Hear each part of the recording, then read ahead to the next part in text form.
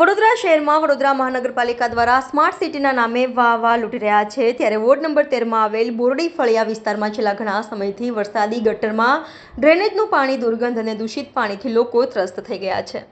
સ્થાનિક લોકોએ અનેક વખત વોર્ડ નંબર 13ના ભાજપના નગરસેવકોને રજૂઆત કરવા છતાં પણ સમસ્યાનું નિરાકરણ ન આવતા આજે સ્થાનિક લોકોએ કોંગ્રેસના નગરસેવક બાબુભાઈ સુર્વેને સ્થળ પર બોલાવ્યા હતા અને સમસ્યા બતાવવામાં આવી હતી ત્યારે કોંગ્રેસના નગરસેવક બાળુભાઈ સર્વેએ કોર્પોરેશનના અધિકારીઓને ફોન કરવામાં આવ્યો હતો ત્યારે અધિકારીઓ ગોળ જવાબ આપ્યા હતા। ગટરમાં ડ્રેનેજનું પાણી દુર્ગંધથી લોકો બીમાર પડી રહ્યા છે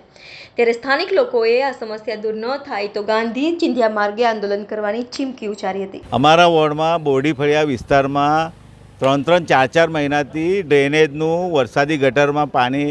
જતું હોય છે ને વારંવાર આખો દિવસ 24 કલાક આ પાણી ગટરનું અંદર જાય એના લીધે પરિસ્થિતિ એવી છે કે વારંવાર રજૂઆતો કરી છે। અમે જે તે અધિકારીને રજૂઆતો કરી છે પણ વોર્ડમાંથી એવું કહેવામાં આવે છે કે આ પાણીવાલાનું કામ છે, પાણીવાલા કરશે, ડ્રેનેજવાલા એવું કહેશે, આ ડ્રેનેજવાલા કરશે ને વરસાદી ગટરવાલા એવું કહે છે ડ્રેનેજવાલા કામ કરશે। એના લીધે કોઈ જાતની કામગીરી ન થવાના લીધે પરિસ્થિતિ એટલી ગંભીર થઈ ગઈ છે કે આજુબાજુના તમામ મકાનોમાં ગંદુ ગટરનું ડ્રેનેજનું પાણી આવતું હોય છે પીવામાં। એના લીધે લોકો ઘર બીમાર પણ પડી ગયા છે ને આટલી બધી વાર રજૂઆત કરવા છતાં સત્તા પર બેઠેલા લોકોને જે અધિકારી હોય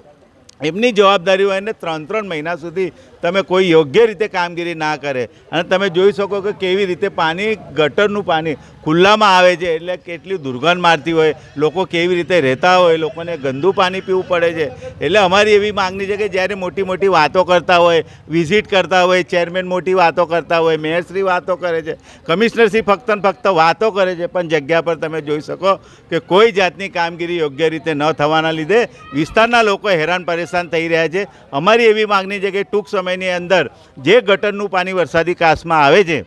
એ વહેલી તકે બંધ નહીં કરવામાં આવે તો ગાંધી ચિંધ્યા માર્ગે વિસ્તારના લોકોને સાથે લઈને આંદોલન કરીશું।